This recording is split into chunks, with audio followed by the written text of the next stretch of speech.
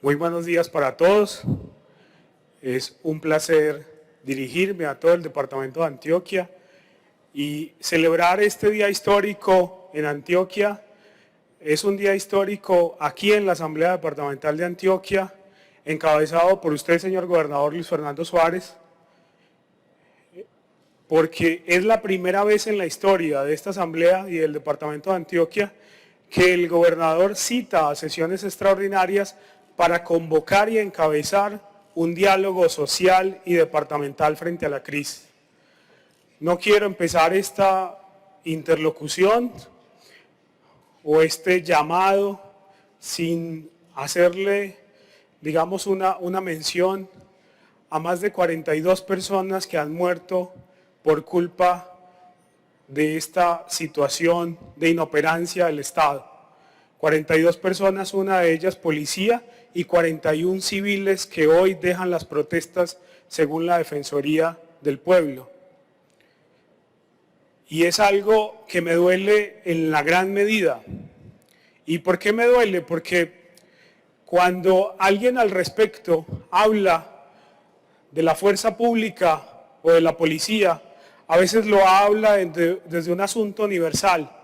Y también los que hablan acerca de los protestantes, de los marchantes, que soy uno de ellos, que marcha frente a las injusticias, también lo hace desde el orden universal.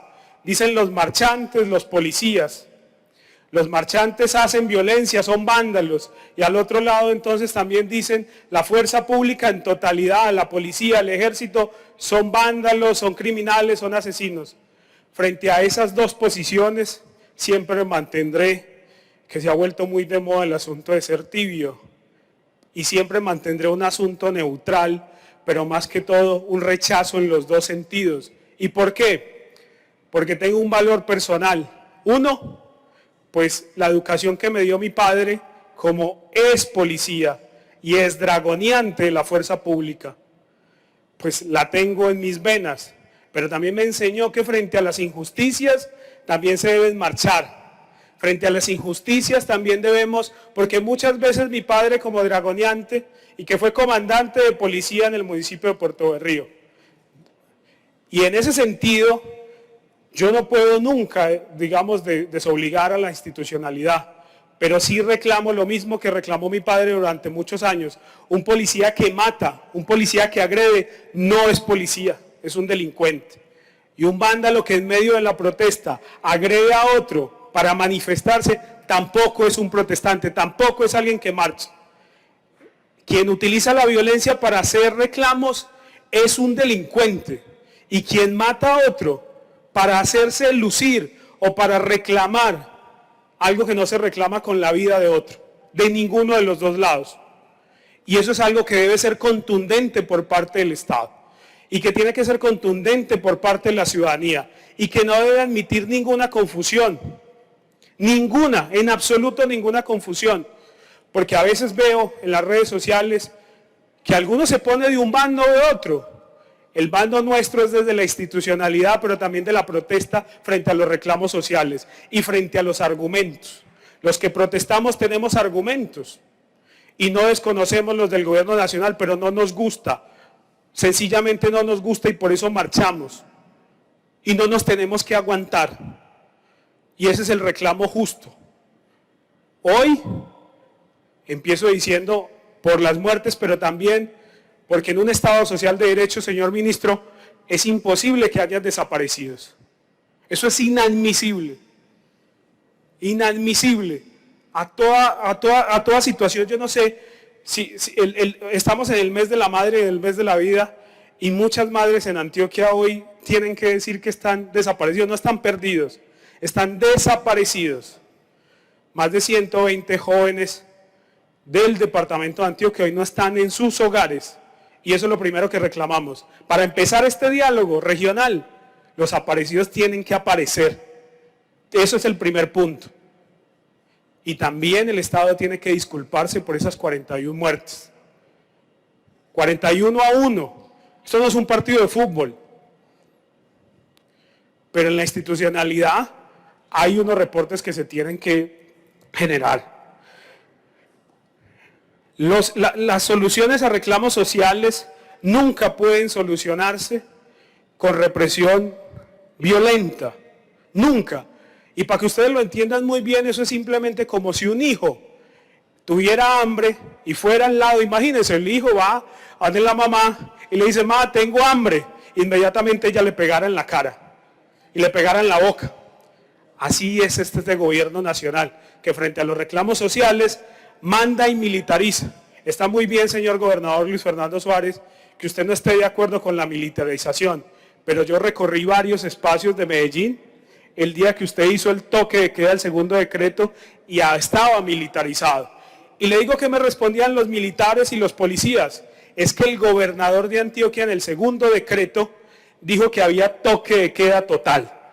Y los muchachos que estaban en las aceras, que los vi, corrían despavoridos en las aceras, despavoridos un 1 de mayo, que tienen derecho a movilizarse, porque el 1 de mayo es un día para celebrar el asunto laboral, y corrían despavoridos simplemente porque el gobernador había dicho que había toque de queda total, porque simplemente el día jueves usted puso un decreto y el sábado había otro. A veces, frente al asunto de la fuerza, cuando tenemos muchos policías y mucha fuerza pública, que usted dé una orden, señor gobernador, se demora, no horas, sino incluso días en poderse enviar. Y por eso la orden tiene que ser siempre clara, pero también tiene que ser a tiempo. Y eso a mí, pues, me lo enseñó alguien, pues, que valoro mucho, que fue mi padre. ¿Qué es eso? La orden tiene que estar clara, pero la orden también tiene que ser constitucional, tiene que ejercerse de manera adecuada. Y por eso las órdenes tienen que ser con calma y también con previsión. Pero muchos de los jóvenes que fueron golpeados y llevados al CTP, no le digo que usted tiene la culpa, señor gobernador, pero cuando no se da una información clara, muchos de ellos fueron golpeados y llevados estando en la acera Naranjuez, simplemente porque el decreto decía que había toque de queda total por parte del gobernador de Antioquia. ¿Quién le discute en ese momento a la fuerza pública? ¿Quién? Eso a veces es técnicamente imposible, porque las órdenes en materia de crisis tienen que estar claras.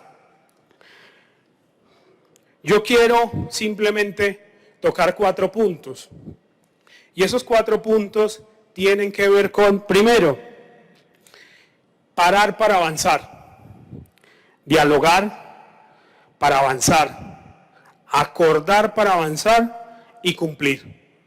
Esos van a ser los 4 puntos en los que me voy a centrar. Lo primero simplemente era una reflexión inicial, y frente a ello hay que parar para avanzar. Y parar para avanzar tiene, digamos, uno de los primeros puntos. Cuando uno para, a veces, cuando uno va en movimiento, de pronto en un carro, en un vehículo, y ve un obstáculo, tiene que frenar y decir, venga, yo hago un alto en el camino, reflexiono lo que está pasando y asumo un nuevo rol.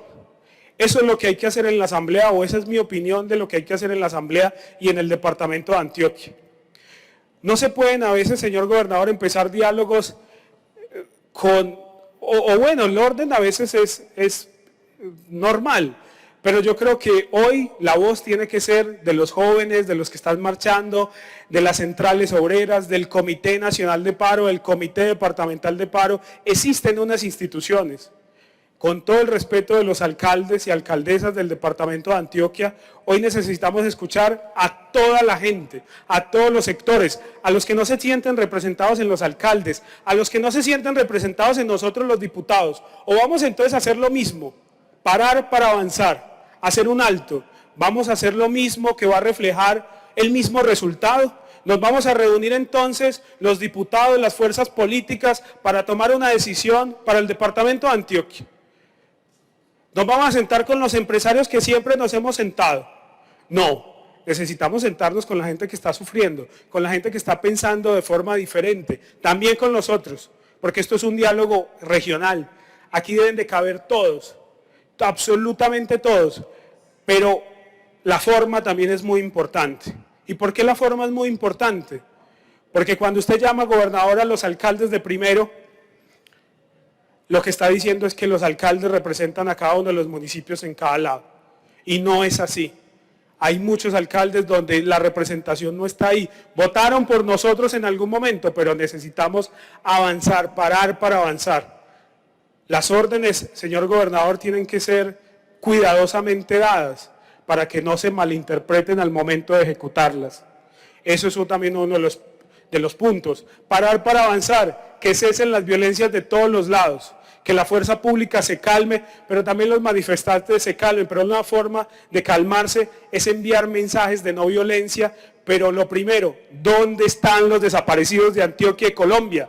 ¿Dónde están? ¿Dónde están? Porque ese es el punto. El punto es, vamos a dialogar con muchos que no están. ¿Dónde están ellos? Cada diputado, una lista, o cada secretario de despacho, y vamos a buscarlos.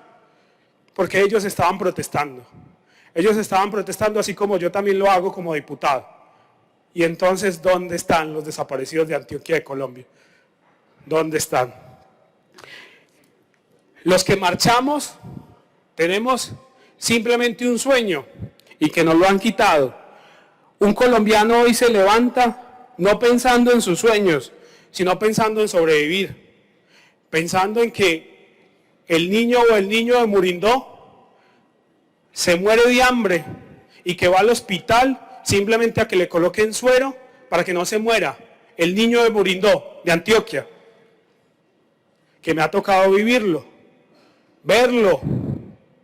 Y entonces en ese sentido, los que marchamos, los que tenemos empatía también, porque tenemos un asunto privilegiado de ser diputado, de ser profesional, pero marchamos por empatía por mucha gente que hoy no tiene con qué comer, por mucha gente que hoy los servicios públicos están aumentando desmedidamente, que son cosas que podemos solucionar. Aquí a veces dicen en esta asamblea departamental que hay cosas que no se pueden solucionar. Aquí han llegado propuestas para solucionar la crisis de Antioquia y Colombia, una de ellas del diputado Camilo Calle. Las propuestas sí se han hecho, pero siempre nos dicen que nos tenemos que aguantar que la gente se muera de hambre en Antioquia, porque no aprobaron un proyecto, por ejemplo, de ordenanza de Antioquia sin hambre del diputado Camilo Calle, por ejemplo. Y algunos me van a decir, es que el presupuesto, es que eso es lo que tiene que cambiar. Las normas se tienen que flexibilizar. Cuando la sociedad cambia, cuando hay hambre en el departamento de Antioquia, se tiene que mejorar de una forma distinta. El desempleo en Antioquia, el desempleo en Colombia viene aumentando. La gente hoy lleva un poco de hojas de vida y no recibe nunca la llamada. En culpa también por la clase política que se ha dedicado a establecer burocracias para mantenerse en el poder. Y esas son las cosas que también hay que desaparecer. Eso sí hay que desaparecer, no las personas, pero las formas inadecuadas como se viene haciendo la política también hay que desaparecerla. El desempleo crece, los homicidios crecen, hay desesperanza en el pueblo antioqueño y el pueblo colombiano. Obviamente también hay esperanza. Creemos que esto es diálogo regional, insisto, yo no soy escéptico, no tengo desconfianza en estos diálogos regionales, pero reclamo que hagamos ese alto en el camino, que dialoguemos, y ese diálogo tiene que estar sustentado en la gente que sufre, en la gente que todos los días mira ese recibo de la luz, del agua, de empresas públicas de Medellín y dice que es imposible pagarlo.